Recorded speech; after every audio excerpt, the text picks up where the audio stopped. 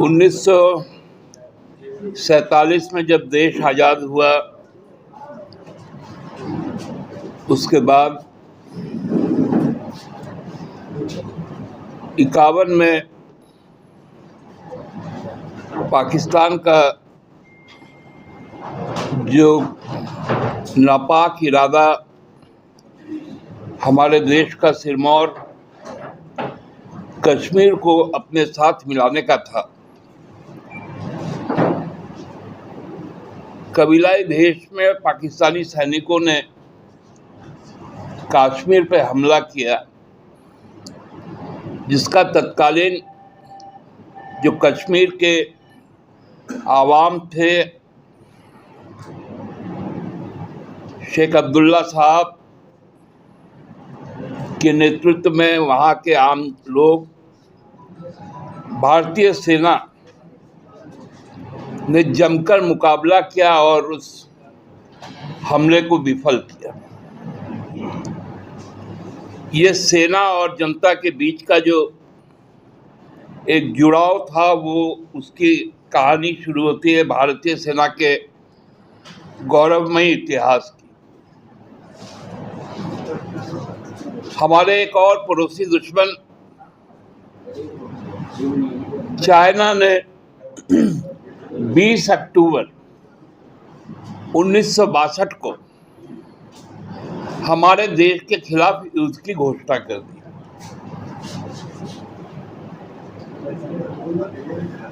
सियाचिन से लेकर पूर्वोत्तर राज्य के क्षेत्र में भीषण संग्राम शुरू हुआ, युद्ध शुरू हुआ।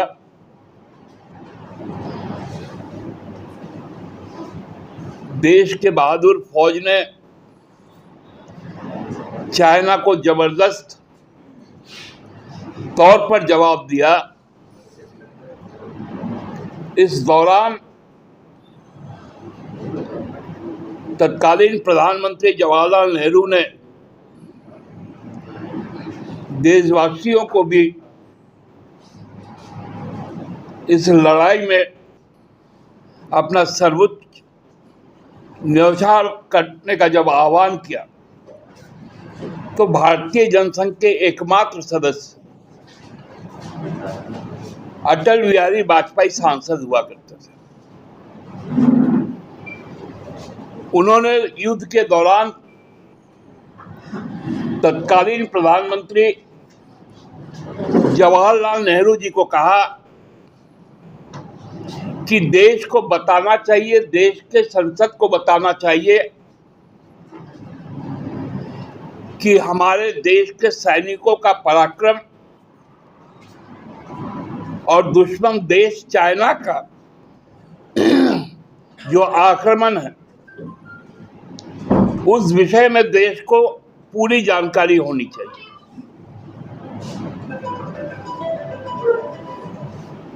तत्कालीन प्रधानमंत्री नेहरू जी ने भारतीय लोकतंत्र के, भारतीय संसद की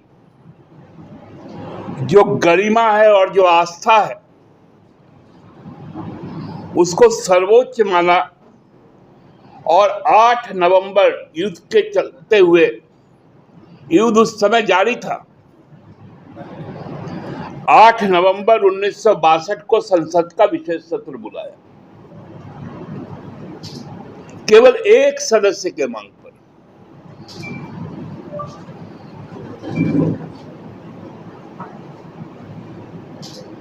लेकिन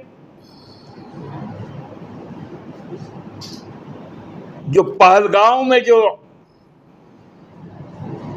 आतंकी कार्रवाई हुआ, पाकिस्तान संपोषित,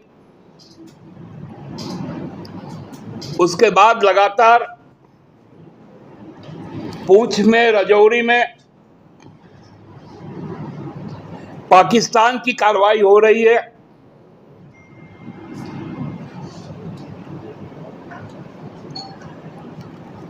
हमारी कार्रवाई हुई ऑपरेशन सिंदूर। ये तमाम हालात पर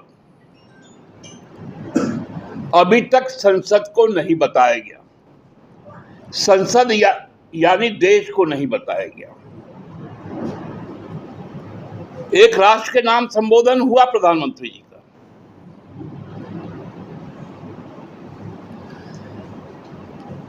खबरें आई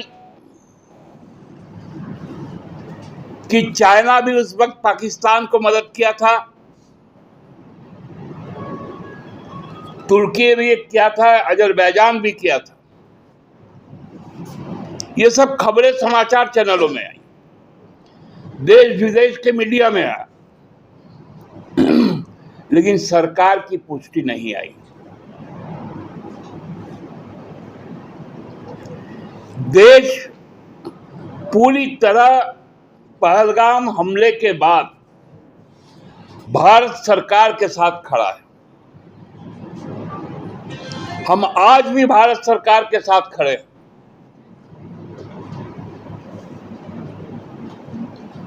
भारत सरकार ने फैसला लिया कि हम सर्वदलीय बैठक बुलाएंगे। सारे दल के लोग उपस्थित हुए, प्रधानमंत्री जी उपस्थित नहीं हुए।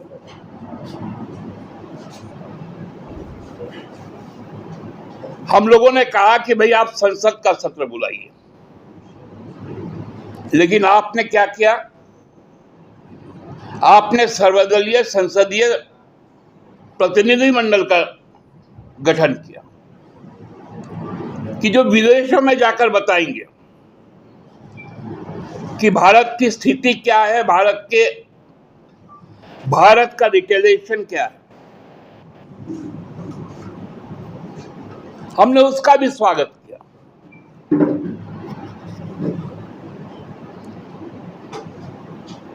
अब विदेश में प्रतिनिधिमंडल पहुंच गए, अमेरिका गए, यूरोप के देशों में गए,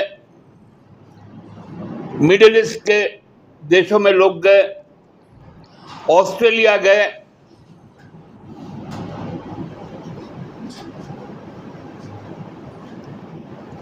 अच्छी बात है कि लोग जाकर हमारे देश की क्योंकि जब 71 के बाद यूएनओ में भारत का पक्ष रखना था तो इंदिरा गांधी जी ने तत्कालीन विपक्ष के नेता अटल बिहारी वाजपेयी को भेजा था। ये बहुत स्वस्थ परंपरा है, लेकिन परंपरा तो ये भी है कि भारतीय संसद को बुलाया जाए, देश को जानकारी दी जाए, क्योंकि कई अहम सवाल इस बीच में उठे। हमारे विदेश मंत्री ने कहा कि हम ऑपरेशन सिंदूर के पहले हमने पाकिस्तान के विदेश मंत्रालय को कहा कि हम आतंकवादी ठिकानों को हमला करेंगे, आप उससे दूर रहिएगा, आपका सेना दूर रहेगा।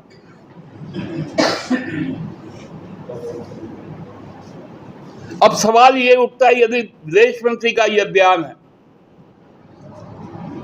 तो पाकिस्तान के तरफ से कैसे मोर्टार चल रहे हैं, कैसे मिसाइल चल रहे हैं, कैसे ड्रोन से हमले हो रहे हैं, कैसे सीमा पर फायरिंग हो रहा है। पुंछ में गायत्री मंदिर पर फायरिंग हुआ, शेलिंग हुआ, गुरुद्वारा हरि सिंह सभा पर हुआ, चर्च में हुआ, मदरसा में हुआ, 16 लोग मारे गए। प्रधानमंत्री जी राजनीतिक रैली कर रहे, लेकिन पूछ नहीं गए। बीकानेर में जाके कह रहे हैं कि मेरा खून नहीं है, गरम सिंदूर बह रहा है। मणिपुर नहीं जाएंगे, पूंछ नहीं जाएंगे, पहलगाम नहीं जाएंगे, राजनीतिक रैलियां करेंगे और राजनीतिक रैली में सेना के पराक्रम का जिक्र करेंगे। बिहार का दौरा होने वाला है, बंगाल का दौरा होने वाला है, गुजरात का दौरा होने वाला है, सिक्किम का दौरा होने वाला है, उत्तर प्रदेश का दौरा होने वाला है, क्योंकि वहां आने वाले दिनों में चुनाव होने वाला है। आप सब ने देखा होगा, नीति आयोग की बैठक हुई, सारे राज्य के मुख्यमंत्रियों ने प्रधानमंत्री जी से अपनी अपनी बातें रखी।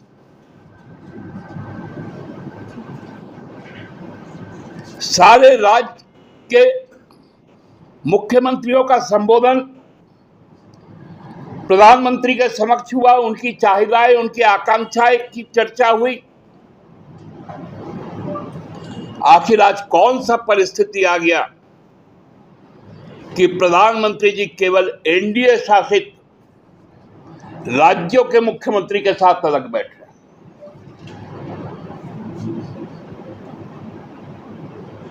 पार्लियामेंट का सेशन नहीं बुलाएंगे, नीति आयोग के बैठक में लोगों की आवाज पर ध्यान नहीं देंगे,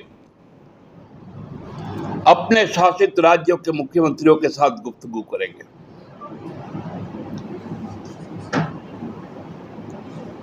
आप जम्मू कश्मीर क्यों नहीं जाते हैं?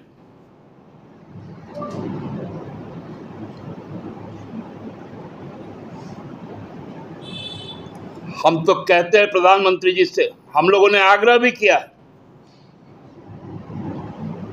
कि कम से कम प्रधानमंत्री जी संसद का विशेष सत्र बुलाइए। हम लोग ये नहीं कहते कि आप आज ही बुलाइए। आपने प्रतिनिधिमंडल को विदेश भेज दिया, वो प्रतिनिधिमंडल जब वापस आ जाए, क्योंकि उनकी भी बातचीत क्या क्या हुई विदेशों में, वो बात भी तो साझा होना चाहिए देश के साथ। देश तो जानना चाहता